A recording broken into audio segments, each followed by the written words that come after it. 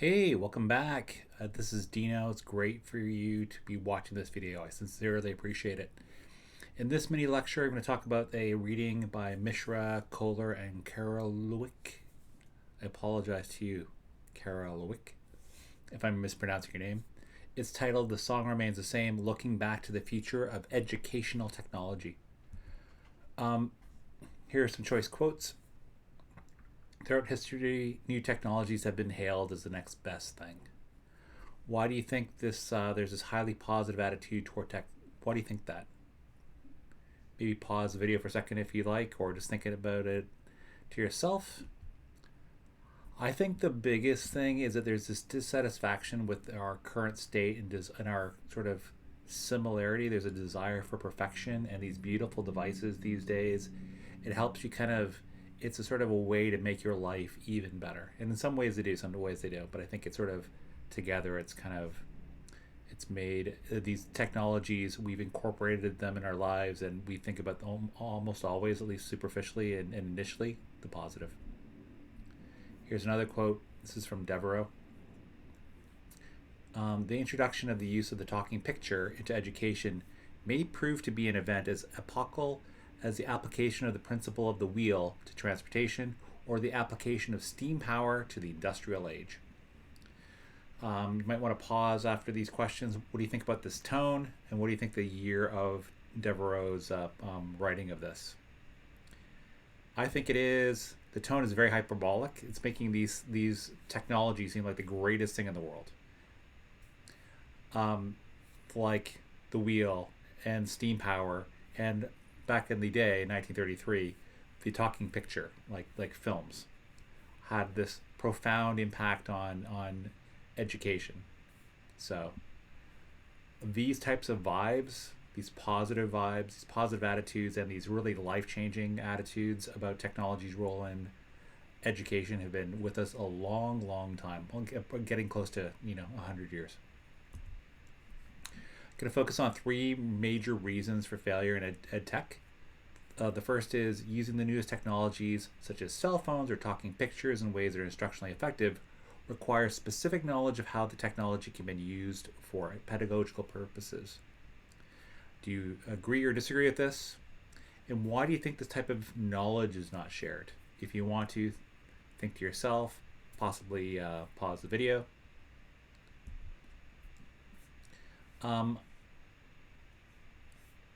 The reason why I think, again, I'll leave it up to you to agree or disagree.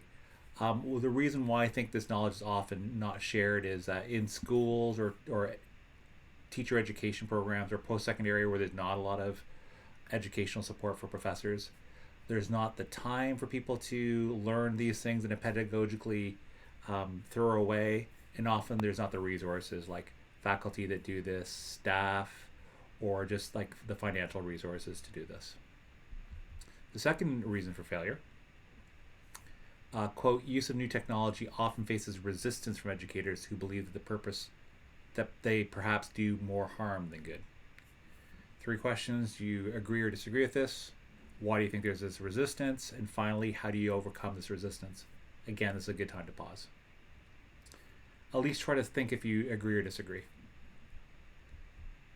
I think some of the main reasons for the resistance, question two, is that educators are often inexperienced in using this technology and definitely incorporating it in the classroom. They often don't have enough time. A lot of it, technology is quite facile to use, some of it much more complex. Either way, learning it and then incorporating that in a classroom can be really difficult. In terms of budget, there may not be the financial budget to pay for professional development in any way. And then also, and this is more of a sort of a, there's obviously exceptions to this rule and not, but if there was a sort of a correlation, it seems like the younger people are a little bit more embracing technology. Older people, especially older educators, are a little bit more hesitant. And I'm not saying this is true in every case, but just maybe more on average than not. And then how do you overcome this resistance? I think that's a really complicated question. I think it depends on the person you're trying to help stop resisting the use of technology. If that is, you think the technology using that in an educational setting is useful. And the third reason for failure at ed tech, quote, Most innovations have focused inordinately on the technology rather than more fundamental issues of how to approach teaching subject matter with these technologies. Again, do you agree or disagree with this? And why do you think there's this misfocus? Again, you might want to pause and think about it. My thoughts on this: I think there's this focus especially on technology rather than how to approach teaching subject matter, because teaching is a really complex matter where you need a person who has subject matter background, knowledge of it in such depth that they can convey whatever knowledge and thoughts and critical thinking that they want to convey. It's difficult, and it's a complex area, and I think in some ways it's like, oh, let's just put technology there, it'll solve everything. While teaching, like, again, technology can be used well, it can help, but if a person is not a great teacher to begin with, it's gonna paper over some of the problems that are much more profound. And then also optics or PR or public relations. The point I'm getting at with this is that, so think about two situations. What looks sexier to the people, the communities you're working with, the students you're working with? A flashy new computer lab with the best new technology in it, scanners, printers, VR devices, etc. Or B, the professional development funding. A, the first one, again, the flashy lab, the great technology, it looks better. And again, it's just better to go, hey, everybody, we got this budget. Here's this great lab. Here's this technology within this lab. Good luck. So you absolve yourself after buying the technology. And in a lot of ways, if I was an administrator, it would make me sort of feel like I've done my part, you do the rest. Probably the most complex problem in connection with the use of any mechanical aid to instruction is the integration of the use of the aid with teaching method and the curriculum. This is again from Devereux from 1933. You might want to think, what are other factors involved in this complex problem? I've kind of touched upon them. It's a good time to pause. Here are some ideas. It becomes complex for a number of reasons. So think about using technology with students.